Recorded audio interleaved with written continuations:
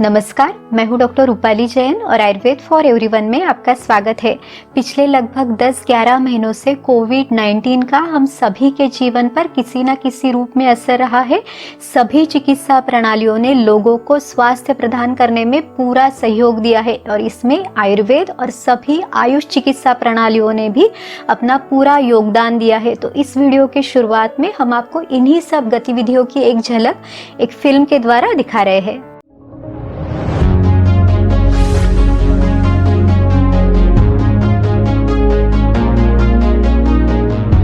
प्रधानमंत्री श्री नरेंद्र मोदी जी के दिग्दर्शन में आयुष मंत्रालय ने कोविड-19 रिसर्च के क्षेत्र में कई महत्वपूर्ण कदम उठाए। कोविड-19 की इस लड़ाई में सहयोग के लिए आयुष मंत्रालय ने 7,99,000 आयुष चिकित्सकों की मदद से आम आदमी की रोग प्रतिरोधक क्षमता को बढ़ाने का प्रयास किया। इस कठिन समय में आयुष मंत्रालय द्वारा जारी किए गए self care advisory, guidelines for practitioners और नेशनल क्लिनिकल मैनेजमेंट प्रोटोकॉल एवं post Covid management guidelines based on Ayurveda and yoga ने आम जनता को स्वस्थ रहने में मदद की। आयुष मंत्रालय द्वारा जारी किया गया आयुष संजीवनी मोबाइल ऐप लोगों के बीच आयुष संबंधित स्वीकार्यता तथा उपयोग के साथ साथ कोविड-19 उन्मूलन में इनके प्रभाव से जुड़ी जानकारियां जुटाने में सहायक सिद्ध हुआ है। इस ऐप के माध्यम से कुल 1,47,00,000 से ज्यादा लोगों की प्रतिक्रिया मिली है। इनमें से 85.1% प्रतिभागियों ने की सूचना दी है, जो जन सामान्य में आयुष पद्धतियों की स्वीकार्यता को प्रतिबिंबित करती है। भारत में कोरोना के खिलाफ लड़ाई जनता के साथ मिलकर शासन प्रशासन लड़ रहा है। इस समय दुनिया भर में भारत के आयुर्वेद और योग के महत्व को भी लोग बड़े विशिष्ट भाव से देख रहे हैं। हम अपने देश की अच्छी बातों को एविडेंस बेस्ड रिसर्च के आधार पर आगे बढ़ाने के बजाय उसे छोड़ देते हैं। भारत की युवा पीढ़ी को अब इस चुनौती को स्वीकार करना होगा। जैसे विश्व ने योग को सहज स्वीकार किया है, वैसे ही हजारों वर्षों पुराने हमारे आयुर्वेद के सिद्धांतों को भी विश्व अवश्य स्वीकार करेगा। कोविड-19 के प्रबंधन में वैज्ञानिक अनुसंधान द्वारा आयुष की भूमिका को अंतर्राष्ट्रीय स्तर पर सिद्ध करने के लिए ICMR, एम्स, DBT, CSIR जैसे अनुसंधान संस्थानों की सहभागिता से एक टास्क फोर्स का गठन किया गया। इसी आधार पर 4 अलग-अलग रसायन औषधियों यथा अश्वगंधा, यष्टिमधु, गुडची, पिप्पली और एक पॉली हर्बल फॉर्मुलेशन का रैंडमाइज्ड कंट्रोल्ड क्लिनिकल ट्रायल्स बड़े स्तर पर किया गया है। आयुष के अंतर्गत विभिन्न प्रतिष्ठित संस्थान के 112 केंद्रों में कुल 84 अनुसंधान परियोजनाएं प्रगति पर हैं। होम्योपैथी दवा आर्सेनिकम एल्बम 30C, सिद्ध पारंपरिक पद्धति वर्णित औषधि कबसुर कुडिनीर एवं यूनानी दवाओं पर भी प्रोफिलैक्टिक अनुसंधान प्रगति पर हैं। आयुर्वेद के प्रतिरोधात्मक एवं प्रोत्साहक स्वास्थ्य सेवाओं का विस्तार करने के लिए IPGTR&A जामनगर और गुजरात सरकार द्वारा धन्वंतरी रथ योजना की सेवाएं शुरू की गई हैं। इसी क्रम में अखिल भारतीय आयुर्वेद संस्थान नई दिल्ली द्वारा 80,000 दिल्ली पुलिस कार्मिकों के लिए आयु रक्षा कार्यक्रम का क्रियान्वयन किया जा रहा है, जिसमें उनके व्याधि क्षमत्व को बढ़ाने के लिए आयु रक्षा किट प्रदान की जा रही है। शुरुआती नतीजों के मुताबिक दिल्ली पुलिस कर्मियों में कोविड-19 की घटनाएं और मृत्यु दर में काफी कमी दर्ज की गई है। मंत्रालय के अंतर्गत राष्ट्रीय संस्थान जैसे IPGTR&A जामनगर और अखिल भारतीय आयुर्वेद संस्थान नई दिल्ली आदि में कोविड-19 हेल्थ सेंटर की स्थापना की गई। एक ऐसे मुश्किल वक्त में जब दुनिया की बड़ी बड़ी ताकतों ने घुटने टेक दिए, भारत कोविड के खिलाफ लड़ाई में दूसरे देशों के सामने नजीर बनकर खड़ा रहा। आयुष मंत्रालय आयुर्वेद के प्राचीन तरीकों को वैज्ञानिक कसौटी पर सिद्ध करने के लिए कटिबद्ध है। वो दिन दूर नहीं जब पूरा विश्व आयुर्वेद के वैज्ञानिक आधार को जान लेगा और अंतर्राष्ट्रीय स्तर पर प्राथमिक स्वास्थ्य सेवाओं में आयुर्वेद समन्वित हो जाएगा। आयुर्वेद के द्वारा सभी को स्वास्थ्य प्रदान करने की इसी श्रृंखला को आगे बढ़ाते हुए आपके लिए लेके आए हैं आयुष संवाद। आयुष मंत्रालय भारत सरकार के सहयोग से और अखिल भारतीय आयुर्वेद संस्थान नई दिल्ली द्वारा आयोजित आयुष संवाद ये सबसे बड़ा पब्लिक अवेयरनेस कैंपेन है और इसका विषय है आयुर्वेदा फॉर कोविड-19। इस कैंपेन के अंतर्गत स्वस्थ व्यक्ति को उसके स्वास्थ्य को बनाए रखने के लिए या फिर अगर किसी को कोविड के लक्षण दिखते हैं या कोविड के बाद बाद यानी पोस्ट कोविड मैनेजमेंट में आयुर्वेद का क्या महत्व है, इस बारे में आयुर्वेद चिकित्सकों के द्वारा पूरे देश में 5 लाख लेक्चर्स का आयोजन किया जा रहा है और इसका लाभ लगभग 1 करोड़ लोगों को मिलेगा। आज का हमारा जो विषय है ये भी इसी कैंपेन के अंतर्गत है। तो चलिए फिर देखते हैं कि आयुर्वेद हमारे लिए इतना जरूरी, इतना महत्वपूर्ण क्यों है। आयुष संवाद इस कैंपेन का मुख्य ध्येय है कि आयुर्वेद को हर घर तक, हर व्यक्ति तक पहुंचाना। तो सबसे पहले ये देखते हैं कि आयुर्वेद क्या है। तो आयुर्वेद, इसमें 2 शब्द है, आयु और वेद। आयु यानी जो हमारी उम्र है, यानी लंबी उम्र, तो आयु यानी लॉन्ग लाइफ, और Veda means knowledge. So Ayurveda is a knowledge system of healthy and happy life. अगर कोई व्यक्ति अस्वस्थ है यानी उसे ठीक नहीं लग रहा है, उसकी तबीयत ठीक नहीं है, तो आयुर्वेद का उस कंडीशन में उसका प्रयोजन ये रहेगा कि उस व्यक्ति को स्वास्थ्य प्रदान करना, और ना ही सिर्फ स्वास्थ्य प्रदान करना बल्कि उसे हैप्पी लाइफ भी उसे प्रदान करना, यानी हर व्यक्ति स्वस्थ रहे और वो खुश भी रहे, यही इसका मेन उद्देश्य है। आयुर्वेद के बारे में कहा जाता है कि आयुर्वेद डीप रूटेड है, ये हमारे जड़ों से, हमारी परंपराओं से, हमारे संस्कारों से जुड़ा हुआ है। देखिए, जाने अनजाने में हम पहले से ही आयुर्वेद को हर घर में अपनाते आए हैं, फिर चाहे वो दादी के या नानी के नुस्खे हो, या फिर हल्दी वाला दूध हो, दांत साफ करने के लिए नीम की दातून का इस्तेमाल करते हो, या फिर जैसे अगर किसी का गला खराब है तो गर्म पानी का प्रयोग करना है या फिर गार्गलिंग करना है उससे, तो ये सब आयुर्वेद को इस्तेमाल करना ही है। तो इस तरह से आयुर्वेद पहले से हमारी परंपराओं में, हमारे संस्कारों में पहले से रहा है। आयुर्वेद का उद्देश्य है स्वास्थ्य से स्वास्थ्य रक्षणम आतुरस्य विकार प्रशमनम च, यानी जो व्यक्ति स्वस्थ है उसके स्वास्थ्य का रक्षण करना, और अगर इस स्वास्थ्य रक्षा के नियमों का पालन करते हुए भी अगर उसे कोई बीमारी हुई, कोई व्याधि हुई, तो फिर उस व्याधि की चिकित्सा करना, ये दूसरा प्रयोजन है। यानी सबसे पहला जो है वो स्वस्थ व्यक्ति के स्वास्थ्य की रक्षा करना है। तो देखिए, यहाँ पे मेन जो है 2 एम्स बताए गए हैं, maintenance of health and management of disease. तो इस तरह से आयुर्वेद का उद्देश्य रहा है पहले से। और आयुर्वेद की जो 3 उपस्तंभ यानी त्रय उपस्तंभ बताए गए हैं, तो उसमें है आहार, निद्रा और ब्रह्मचर्य। आयुर्वेद में आहार विधि विधान बताया है, यानी जो खाना हम खाते हैं वो कैसा हो, किस समय पर हमने खाना लेना चाहिए, उस समय मन की स्थिति क्या होनी चाहिए, हमारे लिए कौन सा आहार सबसे हमारे लिए सूटेबल कौन सा है, या हमारे लिए साथ में यानी अनुकूल कौन सी चीजें हैं, इन सब के बारे में आयुर्वेद में बहुत ही विस्तार से बताया गया है। इसके साथ ही निद्रा यानी नींद का भी बहुत महत्व है। इसके साथ ही जो ब्रह्मचर्य का यानी आचारों में, विचारों में भी क्या कौन से नियमों का पालन करना चाहिए, तो इस बारे में भी उन्होंने बहुत विस्तार से हमें बताया है। आयुर्वेद के सिद्धांतों को हम प्रिवेंशन, प्रमोशन और मेंटेनेंस के लिए इस्तेमाल कर सकते हैं। आयुर्वेद में बहुत ही पर्सनलाइज होलिस्टिक अप्रोच हमें बताया है। इसमें हर एक व्यक्ति अलग अलग है, हर व्यक्ति की प्रकृति अलग है, हर व्यक्ति के शरीर में दोषों की अवस्था, उसका वो कहाँ पे रहता है, यानी देश कौन सा है, उसके लिए क्या साथ में है, उसके शरीर का बल कितना है, तो ये सब चीज़ें हर व्यक्ति में अलग अलग है। इसलिए जो भी चिकित्सा दी जाती है वो पर्सनलाइज ट्रीटमेंट है, यानी हर व्यक्ति के लिए ये चिकित्सा अलग अलग होती है। अब देखते हैं कि आयुर्वेद की स्ट्रेंथ क्या है। तो आयुर्वेद जो है वो टाइम टेस्टेड है। देखिए, आयुर्वेद की जो सिद्धांत हजारों साल पहले हमें बताए गए थे वो आज भी समय की कसौटी पे आज भी सिद्ध होते हैं। यहाँ तक कि आयुर्वेदिक औषधियों का जो भी हमारे ग्रंथों में वर्णन है, आज भी वो औषधियाँ उतनी ही इफेक्टिव है। यहाँ तक कि आज आधुनिक माध्यमों की सहायता से भी इन औषधियों का निर्माण किया जा रहा है। तो ये इस तरह से आयुर्वेद समय की कसौटी पे पूरी तरह से सिद्ध होता है। दूसरा है कॉस्ट इफेक्टिव। आयुर्वेद में काफ़ी सारी ऐसी औषधियाँ है, बहुत ही इजीली अवेलेबल है, बहुत ही सिंपल तरीके से ये बहुत बेस्ट रिजल्ट्स आपको देती है। तीसरा जो है वो है quality, safety and efficacy assured. देखिए, जब भी आयुर्वेदिक चिकित्सा सही तरीके से दी जाती है, सही मात्रा में, सही अनुपान के साथ इस तरह से अगर चिकित्सा दी जाती है तो ये हमारे लिए बहुत सेफ रहती है। इसके जो रिजल्ट्स है वो भी बहुत अच्छी तरह से हमें मिलते हैं।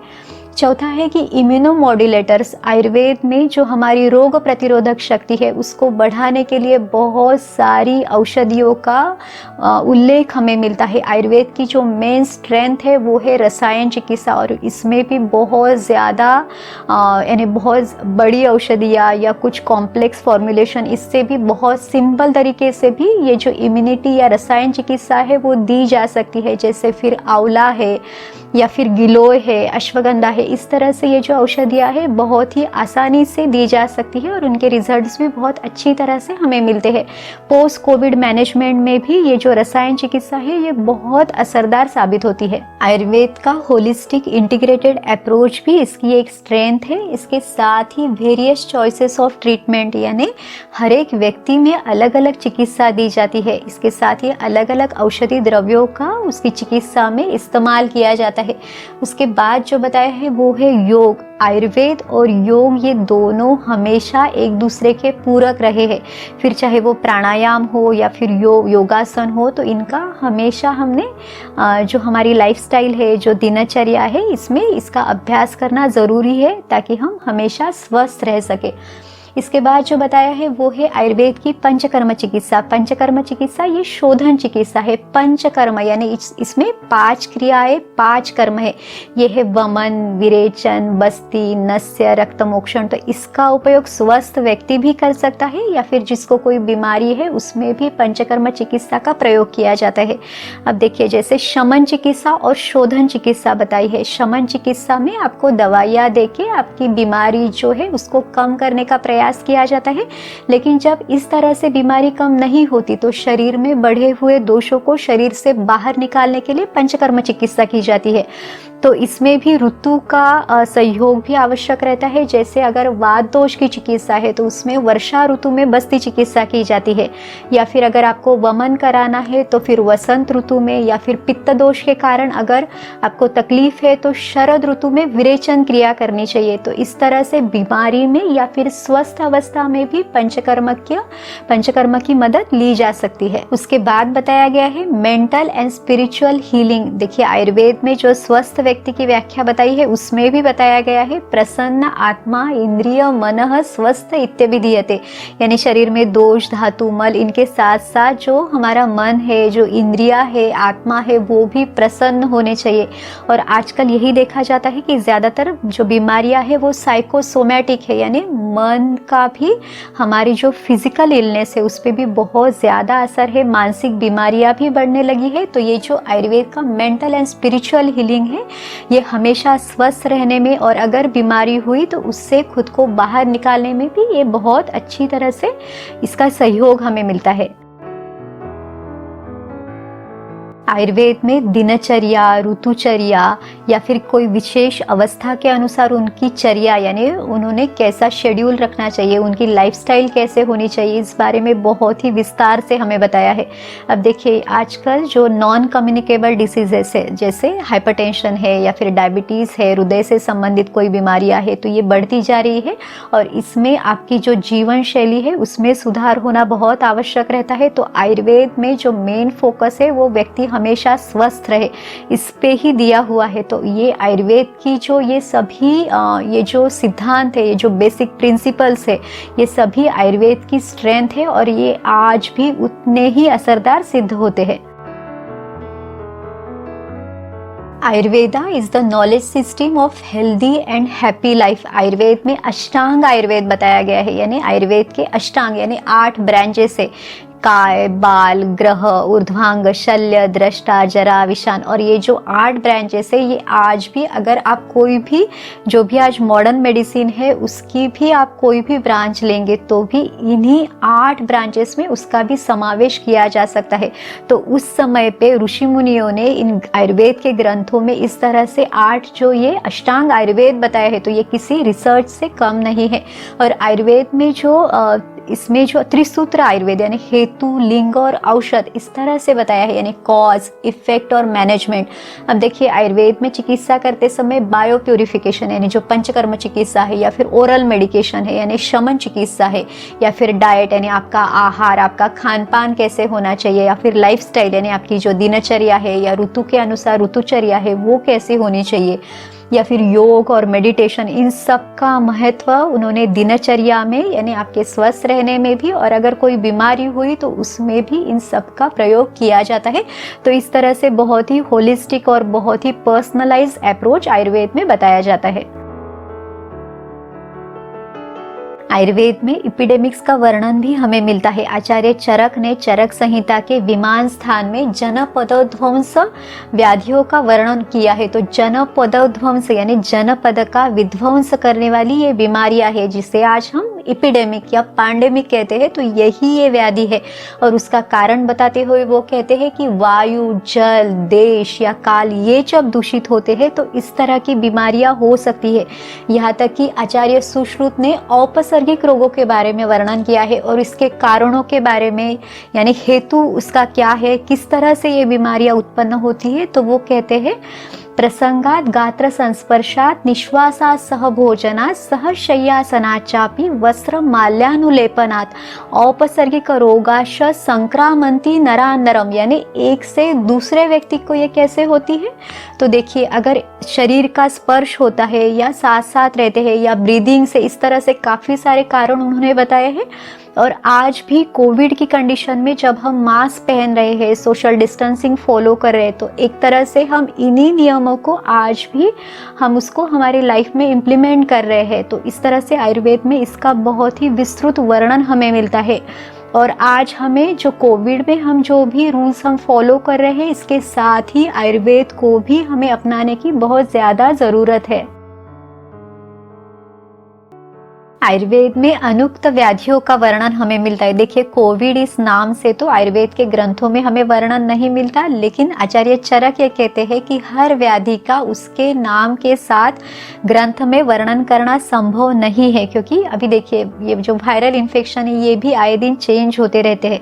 अभी पिछले अगर आप 8-10 सालों में देखेंगे तो डेंगू है, चिकनगुनिया है, सार्स है, इस तरह से ये बदलते गया है। अभी कोविड-19 है, तो आगे आने वाले फ्यूचर में भी इस तरह के काफ़ी सारे अलग अलग वायरल इन्फेक्शंस हो सकते हैं। लेकिन आयुर्वेद में जो इसके चिकित्सा के जो सिद्धांत, जो बेसिक प्रिंसिपल्स बताए हैं, तो उन्होंने कहा है कि हर बीमारी में जो शरीर के दोष है या फिर धातु है, उस समय जो ऋतु चल रहा है, जो भी व्यक्ति है उसका बल कितना है, उसकी उम्र कितनी है, उसकी प्रकृति कैसी है, तो इन सब का विचार करके ही उसे जो चिकित्सा है वो दी जानी चाहिए। और इस तरह से जो आयुर्वेद में चिकित्सा का, इवन जो कोविड का जो ट्रीटमेंट का प्रोटोकॉल है, वो भी जो डिफरेंट प्रोटोकॉल है वो फॉलो किया जाता है। तो इस तरह से किसी भी एपिडेमिक में या पैंडेमिक में जो आयुर्वेद के जो ये मूलभूत सिद्धांत है, इन्हीं पे अमल किया जाना बहुत ज़रूरी रहता है।